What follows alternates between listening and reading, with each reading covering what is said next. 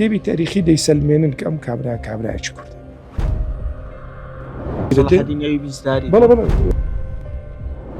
بەڵام ئیتر چ بکەین ئەوڕۆ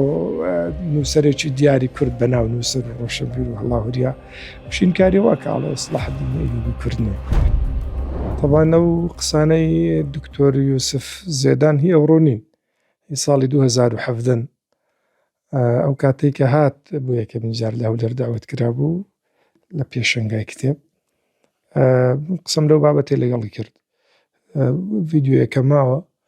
لە موەسسەی مەدا ئەو ئینکاریەوە کە ئاڵێ و کورد نییە، بێجگە لەوەی کە ئاڵێ کورد نییە دەری ئەحقەر شەخسیەیە لە تاریخا لە خراپی وای کرد، ینی وەکەوەی ئەڵێ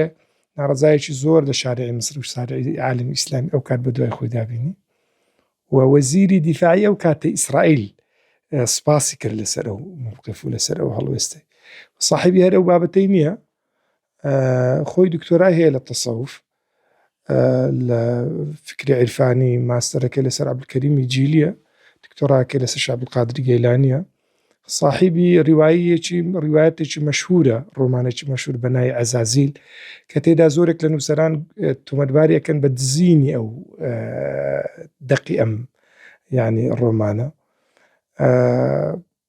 خۆی ئەو کاتێک کە من پێم گوت ئەو ئینکارەکە درە سڵاحەدینی و من پێم گوتم سەرچاوە لەبەردەستن کە ئەسەلمێنێ سڵاحەدینی ئەیوبی کابرایەکی کوردە، وەڵامی نەبوو. ئەو باسیەوەی کردوتی لە دووەک من سەرچاوم داوەتە یەک لە ئوستادەکان کە کورد نییە. ئیتر بۆ چوونە بەس لەسەر ئەوەی کە دەڵێ کوردەیانە کورد نییە زۆر یعنی وەکەوەی ئەڵێ بابەتەکە تێپەڕیە،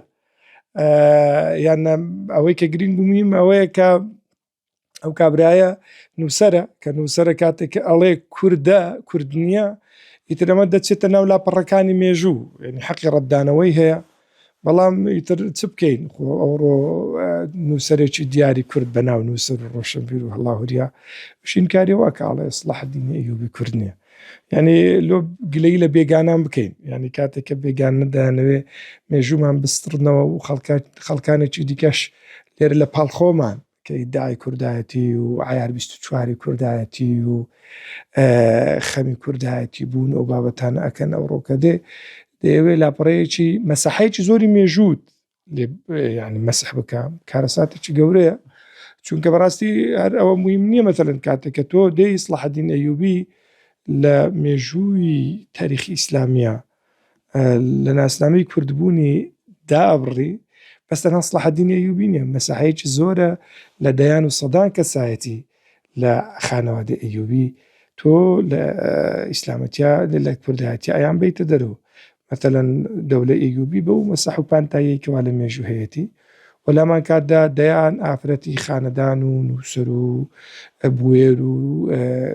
گوێش یعنی لە مێژووی کووردا ئەستڕیتەوە و لەمان کاتدا دەیان قیادەی دیکەش پێش و پاشی سڵاحەدین ئەیوبیش تۆ لە کوردبوونا دەریاکەی. لە کاتێکا کە کتێبی تاریخی دەیسەلمێنن کە ئەم کابرایەکی کوردە، یعنی تر مەتەلەن بەنمونە گەر مەجالم بدەین ئەو دوو کتێبە، یەکێکیان لەو کتێبانە کتێبی البدایە والنهایە هی ابن کەثیرە کە لە 701 لەدایک بووە و لە 774 هیجری وفاتی کردێت، تقریبا نزیکی 7 ساڵی بەر لە ئێستا، لە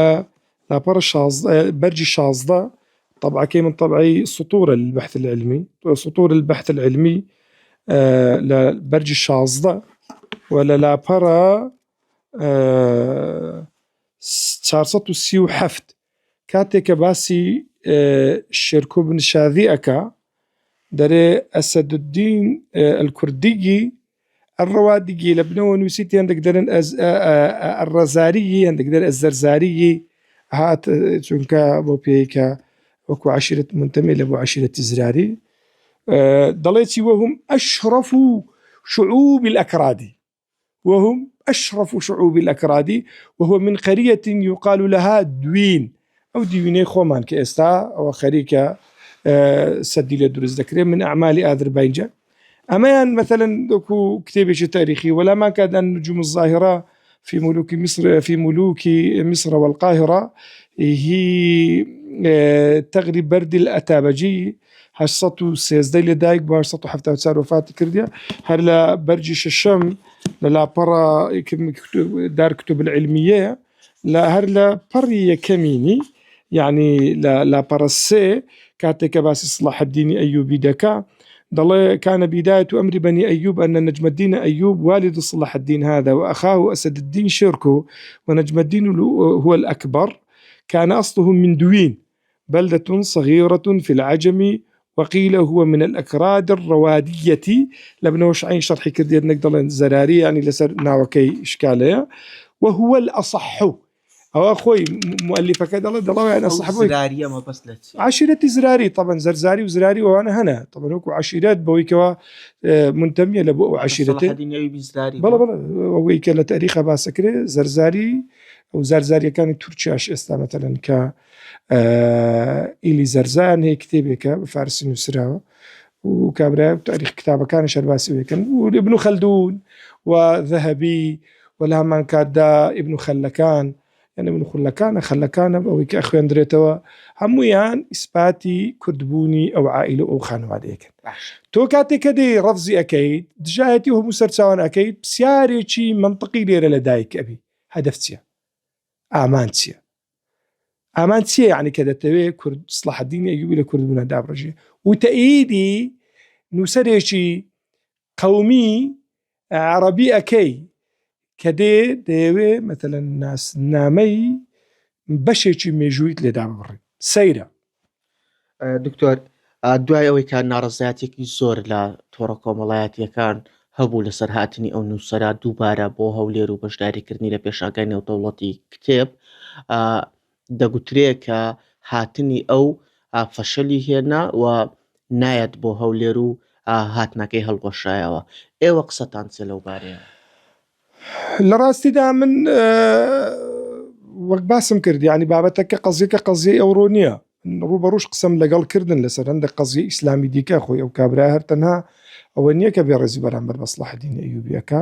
زۆرێک لە دەقە دینیەکان بڕوای پێ نییە مەسەلەن بڕوای بە میعراج نییە بڕوای وایە کە بەیت المەقدس هەوونی ئەوەی کە لەوێ هەیە و بڕوای بە چیرۆکی ئەصحاب الفیل نییە کۆمەڵێک بابەتی دیکە نەکە و کابرا زەجی زۆر گەورە دروست کرد و تووشی محەکەمە و لێ پێچینەوە بووە لە مەسڕ بەڵام لە ضمنی ئەو کەسایەتی عەرەبیانەیە کە محاولەکە يعني شارعي عربي أعجب كاتو لقل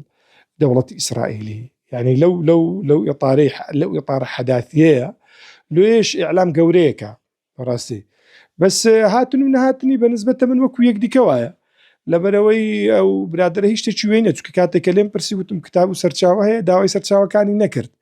لو من بيم وعيا بهدف أو بابتاني بروجاندوا هدفي شخصي نەک بابەتی علمی و زانستی و معرفی هاتنی لێ ئێرە هیچ لە واقعەکەی ناگۆڕی بەڵام مووقفێکی جوامێرانەشە لە کۆمەلگای کوردی سەراحەتەن مووقفێکی مەدەنیانەشە یعنی تۆ کاتێک کە هەنا لە بۆ قەزا و لە بۆ سکاڵا و لە بۆ دەربڕینی سۆشیال میدیا ئەبیت ناڕزایی دەرەبڕی دەتەوێت زەخت دروست بکەیت وەکو کۆمەلگای مەدەنی لەسەر مؤسسەیەک کە مؤسسەیەکی عراقیە کوردی نیە طبعا مەدا ئەم شخصیت عربیانی هێناوە گلەی ئەوەی هەبوو تاوەکو ئێستا مثلا زمانی کوردی لە ژێر زمانی عربی نووسراوە لە هەولێریشین و لەمان کاتدا تا ئێستا دیار نیە ئاەت شخصیەتی کوردی وەکو میوانی سەرەکی میوانن یاخود میوان نین لەو لەسەر ستەیجەکەی ستێجی میوانەکەنەوەی کە هەیە هەندێک میوانی سووری فلەستینی لوبنانی مصرین في كل الأحوال من لقل كاكي هابيش باسم كرد أوصال بروبري فعلي مؤسسة مدى ومعرضي بربرسي معرضي هولد موجه هنا وشخصيتنا خزمتك ناكا بس ودي أربو بويكا لبروي يوسف زيدان برادري شخصي كريم فخرية وبيدتو يعني بدعوتي فرمي هاتبي في كل الأحوال يعني أقر بشيت إيرا من لقلوية دام بويكا مەجال بدرێت و خەڵکەکی دیکەش لەگەڵی دابنیشن یان مەجال بدرێ مثلەن بۆشاییەک بدرێتە خەڵکەکی دیکە کە لەگەڵ بۆچوونەکانی ئەودانی ئەو ئەوانی بۆچون خۆیان بێخنە ڕوو و لە هەمان کاتدا مناقەشە بکرێ بابەتەکە گفتوگۆ بکرێت لەبەرەوەی ئەمە سەبیلی دیکەمانیان ڕێگای دیکە هەن و خاتر و ئینسان بتوانی ناڕەزایی دەرببڕی و ئەوەی کە هەیەی بیگەینی لە ڕێی دایلۆک لە ڕێی گفتوگۆ لە ڕێی ڕەخنەگرتنی مباشر و ڕاستەوخۆ یعنی وەکەوەی ئەڵێن بابەتەکە حەقی خۆمانە وەکو کورد کاتێک کە خاوەنی تاکو ئێستاکیانێکی سیاسی نین کە خاوەنی مێژوویەچین بۆ محاولە بکەین بۆ قبوڵی بکەین یعنی مێژومان بشێندرێ